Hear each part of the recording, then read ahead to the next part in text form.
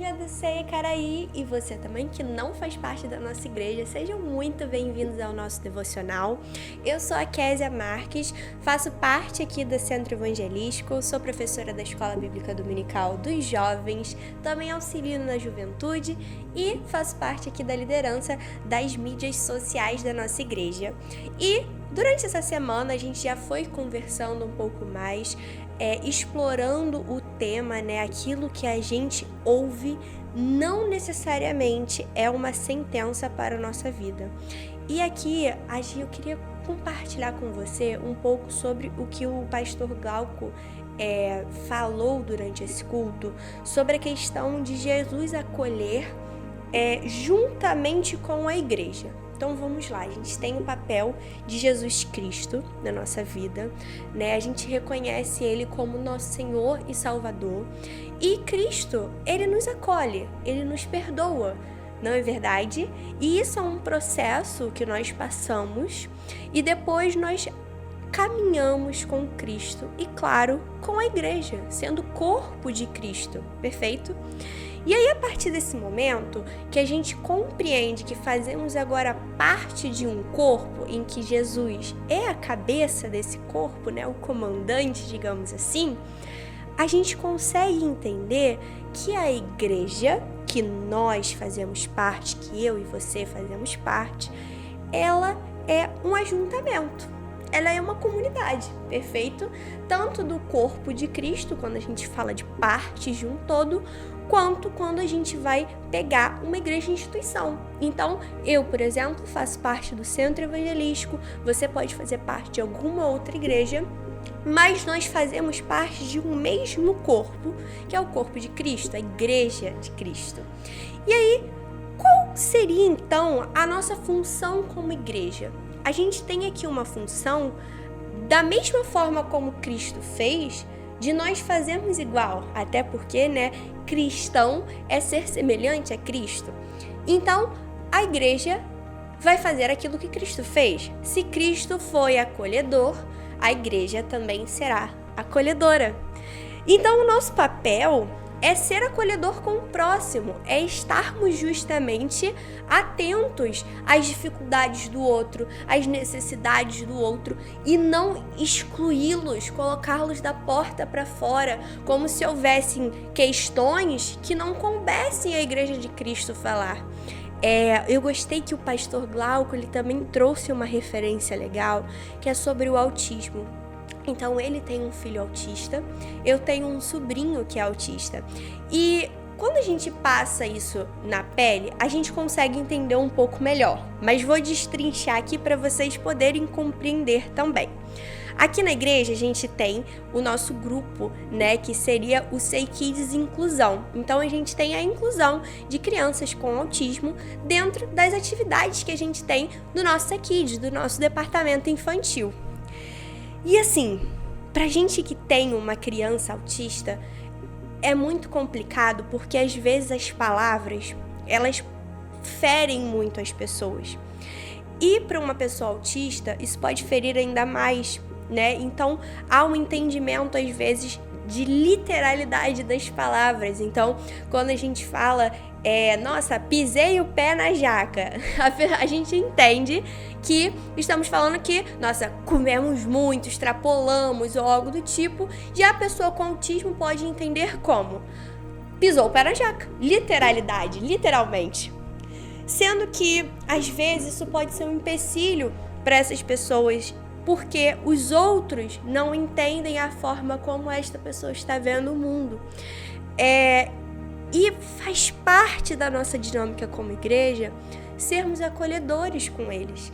Não somente com as pessoas com autismo, mas com qualquer outro tipo de dificuldade e adversidade da vida, seja ela uma doença ou uma questão social. É parte da igreja acolhermos, é parte da igreja ouvir, é parte da igreja orientar. E orientar com essas palavras que não podemos matar uma pessoa no sentido de matar com as palavras, não podemos minar a vida dessa pessoa por A ou B, por dificuldade C ou D. Nós temos que estar sempre com olhares acolhedores, prontos para ouvir e, claro, prontos para aconselhar. E como que estaremos prontos para aconselhar? Somente de uma maneira: estando em comunhão com Cristo Jesus. Assim teremos as palavras assertivas, assim teremos o direcionamento apropriado para cada questão que estamos lidando. Seja uma pessoa com autismo, seja uma pessoa com algum pecado, por exemplo, de questão sexual, matrimonial, qualquer que seja a dificuldade dessa pessoa. A função da igreja, do corpo de Cristo, eu e você, é estarmos alicerçados junto a Cristo, sendo cristocêntricos, de acordo com as Escrituras, para que assim a gente consiga orientar, instruir, acolher, ouvir essas pessoas. E assim a gente cria uma igreja, não somente o corpo de Cristo, mas a instituição igreja saudável. A gente cria um corpo saudável onde as pessoas podem criar ambientes, por exemplo, de confissão, que é algo bíblico, né? Confessai os vossos pecados com a tua boca. É importante que a gente tenha esse momento de acolher, porque às vezes a gente pode ficar com dúvidas, né? E ter medo justamente do que o outro pode pensar, do que o outro vai aconselhar. Porque não sabemos se a pessoa vai nos matar com as suas palavras ou se elas vão justamente nos edificar. E por isso é importante a igreja ter essas palavras, né? Ter o fruto do Espírito como principal alicerce para estar cuidando dos diferentes, para que elas façam parte do corpo de Cristo, para que elas tomem Jesus Cristo como único e suficiente Salvador. E isso parte da gente, isso parte de mim e de você que está me ouvindo. É com a gente, é a partir da nossa vida que damos o testemunho para as outras pessoas, né? Porque vemos às vezes pessoas que apontam tanto o dedo para a igreja, né? Para a instituição, falando mal.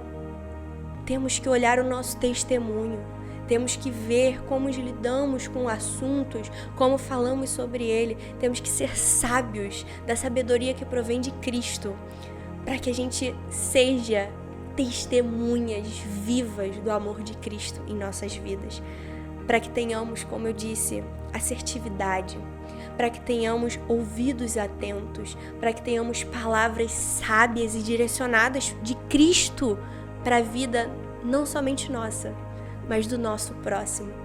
Por isso que é tão importante a igreja cuidar, acolher, ter esse papel social, porque Jesus, ele acolheu as pessoas, ele ouviu as pessoas. Ele, antes de curar o paralítico, ele pergunta o que o paralítico precisa. Ora, isso já não era óbvio? Ele precisava de cura, mas o Senhor quer ouvir, o Senhor quer nos ouvir. E se somos a igreja e Cristo ouviu, assim nós também devemos fazer. Que o Senhor Deus te abençoe abundantemente, que você tenha esse coração voltado para as Escrituras, voltado para as ações de Cristo, para que assim a gente construa uma igreja saudável, um corpo de Cristo acolhedor para todos. Que Deus te abençoe abundantemente.